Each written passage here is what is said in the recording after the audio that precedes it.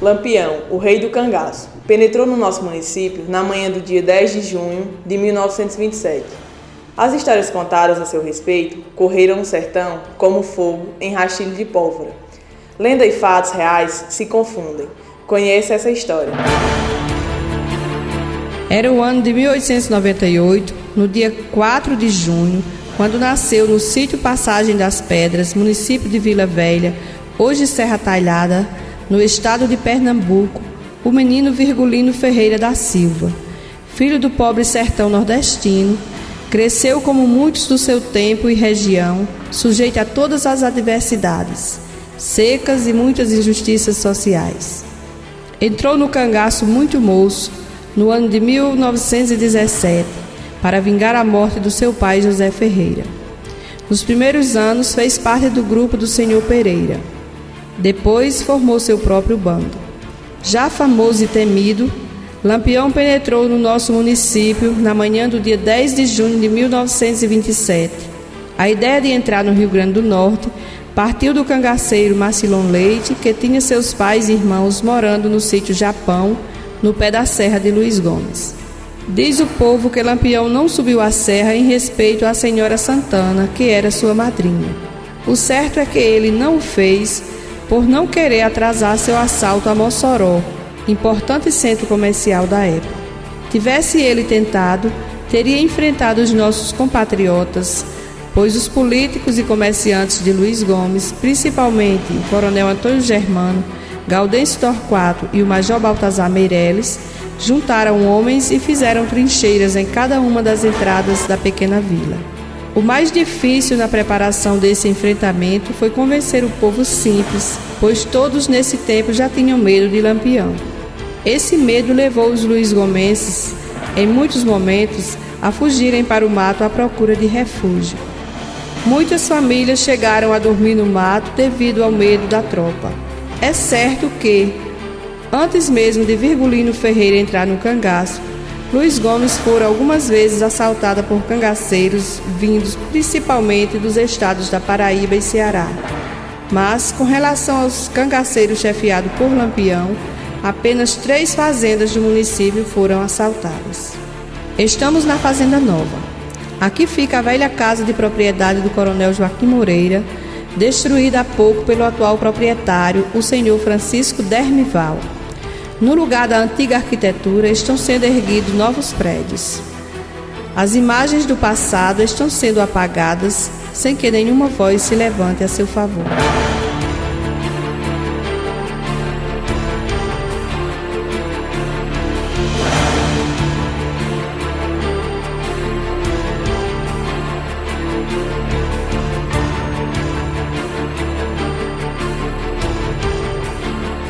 Nas primeiras horas da manhã do dia 10 de junho de 1927, numa sexta-feira, os bandos de Lampião, Sabino e Marcilon chegaram de surpresa à Fazenda Nova, no pé da serra de Luiz Gomes, cujo proprietário era coronel Joaquim Moreira.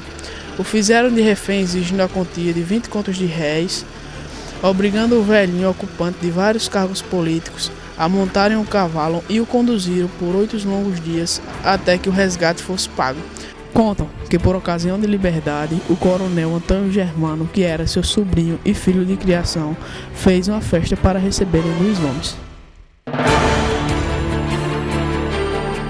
O Bom Jardim, dentro do sítio Tatu, antes propriedade do coronel Antônio Fernandes Sobrinho, quase não guarda mais os traços arquitetônicos daquele tempo. A fazenda continua produzindo. Estamos aqui na Fazenda Bom Jardim, hoje do município de Major Salles, na época do município de Luiz Gomes, distante 3 km da Fazenda Nova. Neste lugar, o bando capitaneado por Lampião faz sua segunda investida contra uma das propriedades do município de Luiz Gomes. Sabendo que Lampião estava na Fazenda Nova, o proprietário daqui, Francisco Fernandes de Oliveira, fugiu com toda a família. Depois de quebrarem as portas, no interior da casa, destruiu móveis e um relógio de parede. O tesouro da família, guardado em um pequeno baú dentro do oratório, com brincos, anéis, pulseiras, trancelins, 16 libras esterlinas, alfaias, relógio de algibeira, só escapou por interferência de Jararaca, que disse que naquela casa poderia tocar em tudo, menos no oratório. A falta de preocupação dos nossos administradores com o nosso passado é criminosa. Essa casa, já em ruínas, serviu de morada para um dos fazendeiros mais ricos daquele tempo no município de Luiz Gomes, o coronel José Lopes da Costa. Hoje pertencente ao município de Paraná, a casa bem podia estar abrigando o Museu do Cangaço, mas certamente isso não está nos planos políticos dos administradores. Pelas 11 horas da manhã, o bando de Virgulino chega aqui na Fazenda das Aroeiras, uma das propriedades mais ricas do município de Luiz Gomes, hoje do de Paraná. O seu dono, o coronel José Lopes, estava numa propriedade sua aqui perto. A esposa, Maria José, estava em casa. Dizem que corajosa tentou reagir, mas foi logo vencida. A casa foi invadida, móveis foram quebrados, objetos de valor e cavalos foram roubados. O paiol de milho foi jogado no meio do terreiro. Potes de natas e muitos queijos foram jogados aos porcos. Maria José, de 63 anos, foi feita refém conduzida pelos bandidos. Dizem, fazendo troça, que o coronel Zé Lopes, ao chegar, lamentou muito mais o destino dado aos potes de nata e ao queijo que foram atirados aos porcos do que mesmo o sequestro de sua esposa. Depois de andar um pouco, pisando no mesmo solo em que Lampião e seu bando pisaram, chegamos à Lagoa da Anta, ainda na Aroeira. Naquele tempo a vegetação estava verde, hoje não. O que se vê agora é muito sol e mato seco. O mato estava verde, as roças tinham produzido bastante. Aqui nessa lagoa, bem perto da casa principal da Aroeira, um morador de nome José Silva foi morto por um dos cangaceiros. Com medo, o rapaz tentou fugir a nado. O bandido de nome Graúna acertou com um tiro, quando o pobre coitado, desesperado, tentava chegar do outro lado. Foi essa a única vítima de morte dentro do município de Luiz Gomes pelo bando do Lampião. O povo do lugar ainda lembra das histórias contadas daquele tempo. Diziam os mais velhos, fazendo troça, que o coronel José Lopes mais lamentou a quebra de seus potes de nata jogados aos porcos pelos bandoleiros do que o sequestro de sua esposa. Encontramos pessoas como o senhor Damião Filho, um dos filhos de criação do casal José Lopes e Maria José, que falou um pouco daquele dia 10 de junho de 1927. Ela contava a história o seguinte, que eles para aqui foi trazido, o Lampião veio até aqui por intermédio de Marcilon Leite. Marcilon Leite foi quem trouxe ele aqui, na Aroeira.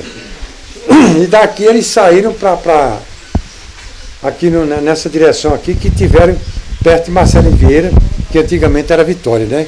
Que houve assim, né? Nessa época aí, houve um fogo, eles mataram um soldado lá, ainda mataram esse soldado, e daí eles tiraram, passaram na casa do velho João Fernando, nas Lajes, de Marcelino Vieira assim de lado.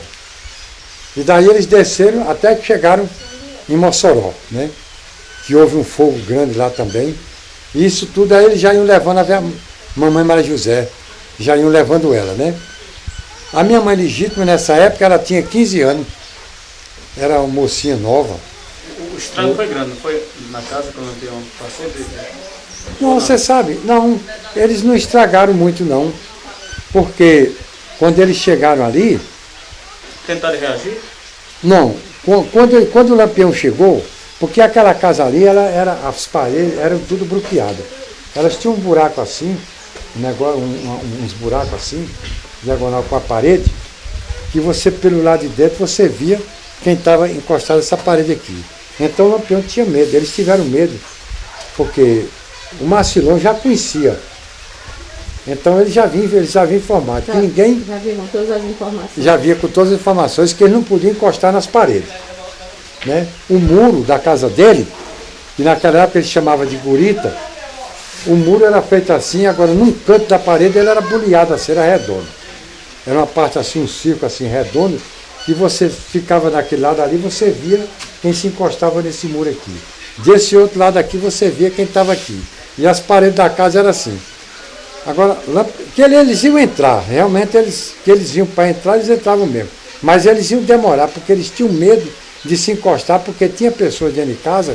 Naquela época era bacamarte, as armas que tinha nessa época era bacamarte, rifle, Né? Era o armamento do finado Lopes. Né? Isso aí ele tinha muito dentro de casa. Né?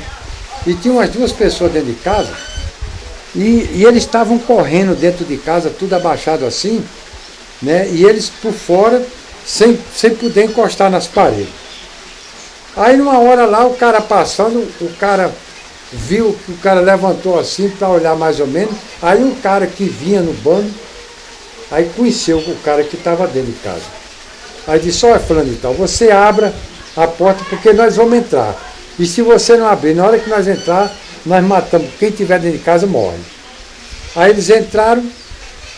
Mamãe, nessa hora que estava dentro de casa, ela tinha, nessa hora que eles entraram, mamãe pulou uma janela que tinha lá atrás. Ela tinha uns 15 anos naquela época. Um cara chegou e disse, ô garoto, num cabelo bonito. Aí quando foi marchando em procura dela para cortar o cabelo, aí ela pulou a janela. Aí o portão do muro já estava aberto. E ela correu, e eles correram atrás dela, fazendo aquele ciclo. Tinha um buraco onde o finado Lopes tinha feito uns armazéns, e era numa época, já tinha passado o inverno, o carrapicho, o mato muito grande. Ela conhecia o caminho, né? Deu aquela volta, os caras desceram assim para botar uma taia para pegar ela. Aí o cara caiu dentro daquele barreiro, até ele conseguir sair lá de dentro, aí a mamãe já tinha sumido dentro daquele baixinho, e aí foi a história dela. Terminou aí, né? Porque ela fugiu e eles... O nome da mãe do senhor? Coleta Batista Maia, filho do Manuel Batista Maia. Né? E daí, por aí eles tiveram... O finado Zé Lopes estava no sítio dele, lá no Engenho Velho, no caminho perto, aí disseram, Lampião está lá na Aroeira. Ele veio até perto, mas antes de descobrir na frente da casa, que ele viu o acampamento de gente, aí ele fugiu, aí ele voltou, aí ficou a velha, aí então o que eles fizeram? Aí a solução deles, achei que foi de levar a velha, que realmente eles levaram ela, que dessa viagem ela ficou uns 40 dias com eles. E eles levaram até onde? Eles passaram, nessa viagem que ela saiu, fez toda essa trajetória, passaram em Mossoró, onde houve esse fogo também, um fogo muito grande. De lá eles desceram para o Ceará. Eles estiveram lá pertinho, tiveram acampado num morro do Embuzeiro, que ficava perto da cidade de Limoeiro do Norte. Da cidade de Limoeiro do Norte. Ela ainda com eles? Ela ainda com eles. Mamãe contava a história dele. Esse cara aí, esse moço, estava nessa lagoa pescando quando o Lampião chegou ali. E eles queriam pegar ele como refém para sair com ele, né? Aí, naquela época daquele, muito assustado, ele ficou na lagoa. Nessa época, essa lagoa era mais funda. E ele ficou mergulhando, e os caras chamando ele, chamando que ele saísse, que não iam fazer nada com ele, tudo, mas ele com medo. E ele sempre mergulhando. Você sabe que senão você morre. Se você não sair... E para o final, foi pegar e matar o rapaz. Quem levou o dinheiro do finado Zé Lopes para entregar Lampião foi João Vieira. João Vieira junto com o irmão dela, Antônio Batista. E mais umas pessoas que naquela época, o Antônio Batista, que era irmão dela, também era uma pessoa assim metido a querer proteger pessoas assim. Esse gente desse povo de cangaço, né? E porque na realidade, mamãe diz o seguinte, Lampião mesmo era uma pessoa que ele ouve tudo isso aí, mas ele não era uma pessoa perversa. Ele não era uma pessoa que andasse judiando. Ele era contra quando ela dizia que quando aquele povo, os cangaceiros que andavam com ele, quando eles faziam assim, qualquer maldade com uma pessoa onde ele chegava, ele chamava atenção e punia eles. Ela dizia que eles andavam todo o tempo no coice, né, como eles chamavam, né? Então, ela disse que onde eles paravam, ele mandava aqueles caras sair onde tinham, que sabia que tinha uma fazenda, uma coisa, atrás de leite, alguma coisa para ela. Isso, olha, meu filho, eles me respeitavam à altura mesmo, nunca faltaram com respeito comigo, e quando se acampava, deixava nós fora daquilo ali, né? E de vez em quando tinha uma pessoa lá para saber como é que eles estavam, né? Como eles estavam. E para ela também, e eu acredito que também para elas não fugirem, né? Porque ela disse que ela tinha cuidado nas duas coisas, né? Tanto de zelarem ela como também dela não fugir, né? Mas ela disse que era todo o tempo procurando a oportunidade, mas não tinha jeito não. Aí só fugiram mesmo quando eles, num fogo que eles deram, foi no fogo do velame, que aí a polícia quase pegava eles. Só não pegaram porque eles... Mas se fosse uma coisa, porque aí tinha se acabado a munição e eles não tinham mais nada. Aí eles, o chefe lá deles lá, falaram com o cara da polícia lá, que estava, né, brigando lá, disputando no tiro lá. Aí liberaram, deram a oportunidade para eles saírem. Aí nessa daí também eles saíram também. Aí mandaram só ir. É tanto que quando João Vieira chegou lá, que foi, já tinha notícia que eles já tinham liberado, e ele, Lampião, não chegou nem a botar a mão no dinheiro. Agora aí o dinheiro também eu não sei se voltou. Não voltou para as mãos. Não, parece que eu estou pensando que ela nunca falou nada que o dinheiro tivesse chegado às mãos dela nem do marido dela. Era 20 contos de réis. Ele só liberava ela quando ele mandasse os 20 contos de réis. E ela... Se ela botou muita dificuldade assim para decidir ou não? Assim? De meu conhecimento, não. De meu conhecimento, não. A história que eu vi a mamãe, que ela contava muito isso aí, era dos 20 contos de réis, e foi esse dinheiro que João Vieira, que se ele fosse hoje vivo, eu tenho certeza que ele contava essa mesma história. Ela morreu aí ou em Marcelino Vieira? Mamãe morreu aí nessa casa. Mamãe Maria José morreu nessa casa. Né? Foi enterrada em Luiz Gomes. Ela e o finado Zé Ló. Mais adiante, numa de suas fazendas, já no município de Martins, foi preso o Luiz Gomense, o coronel Francisco Germano da Silveira, anos antes presidente da intendência deste município, irmão do coronel Antônio Germano. Com medo de represálias contra a sua família, Marcilon, que conhecia muito bem o rico fazendeiro, entrou em acordo com o cangaceiro Sabino para soltá-lo, mas antes obteve a promessa do sequestrado Chico Germano de que nada de mal aconteceria à sua família. A nossa equipe, curiosa com a história do famoso cangaceiro, viajou até Mossoró para conhecer de perto a cidade potiguar que enfrentou o bando de Lampião no dia 13 de junho de 1927. Na visita à igreja de São Vicente, os alunos conheceram o templo que serviu de trincheira. As marcas das balas ainda estão conservadas. Adiante, bem próximo à igreja, fica a casa do coronel Rodolfo Fernandes, na ocasião prefeito do lugar, hoje a prefeitura, chamada de Palácio da Resistência. O lugar abrigou o maior piquete. Desse local, diversos heróis da resistência deram proteção ao prefeito, principal alvo de Lampião. Armados, daqui partiu a maioria dos tiros que desbaratou o bando e deu fim à vida de 2 cangaceiros. No Museu Municipal Lauro da Escócia, os alunos tiveram contato com fotos e informações importantes sobre o cangaço. A diretora do museu, a senhora Maria Lúcia da Escócia, respondeu aos questionamentos dos alunos e professores. O prefeito da época, que foi o homem mais forte que Mossoró já teve, porque ele controlou toda a população de Mossoró para que os homens ficassem nas partes mais altas fazendo trincheira, para na hora que Lampião chegasse em Mossoró, então eles começariam a atirar. Então ele mandou outros bilhetes, porque tinha os reféns. Vários bilhetes foram feitos aqui para o prefeito, e ele mandou dizer que não tinha um dos bilhetes, ele pedia 400 contos de réis para que ele não entrasse em Mossoró.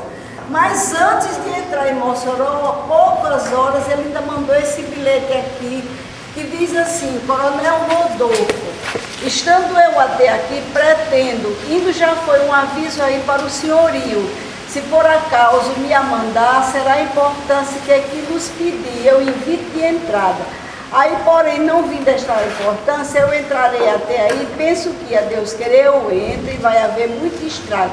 Porém, se viu o dinheiro, eu não entro aí, mas nos respostas logo, Capitão Lampião. Assim mesmo, ele entrou em Mossoró. Então, quando aqueles que viu primeiramente a poeira dos cavalos, então eles começaram a atirar, e foi um tiroteio muito grande.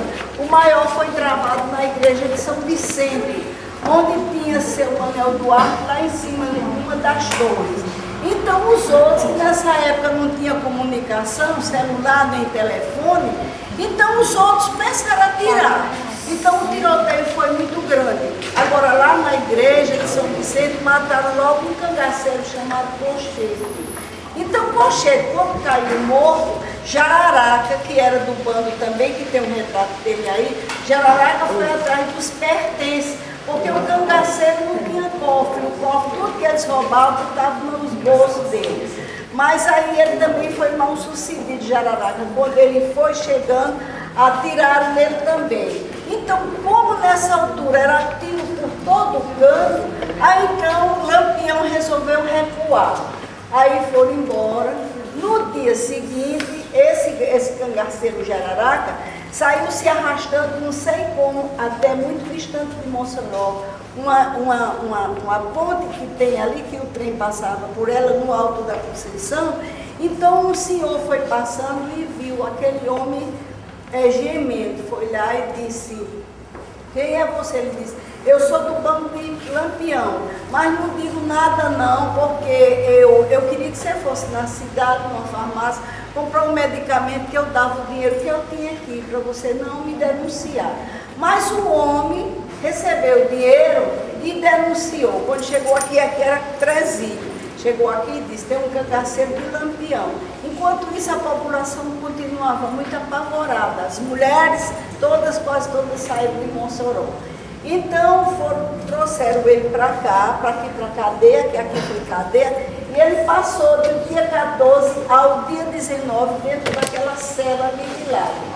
Então, o que é que resolveram? Tinha um jornalista aqui muito novo, como vocês na época, se chamava Lauro Escócia. Então, Lauro Escócia veio aqui e fez uma reportagem com ele, com esse cangaceiro aí chamado Jararaca. Então, acabou, ele foi embora e desde Mossoró que Lampião foi perseguido. Quer dizer, que a derrota dele em Mossoró favoreceu as outras cidades, que não havia mais saco, não matavam mais ninguém, porque ele viveu o resto da vida dele até 1938 escondido. Então, teve uma cangaceira aqui, chamada Sila, ela veio proferir umas palestras aqui na Sociedade Brasileira de Estudo do Cangaço, que funciona aqui nesse prédio. Então, Sila e várias perguntas fizeram a ela. Ela disse que nessa noite estava conversando com Maria, que era a mulher, a mulher de Lampião, né? Então ela disse: Maria, eu estou vendo umas luzinhas ali. Quer dizer, que já era a polícia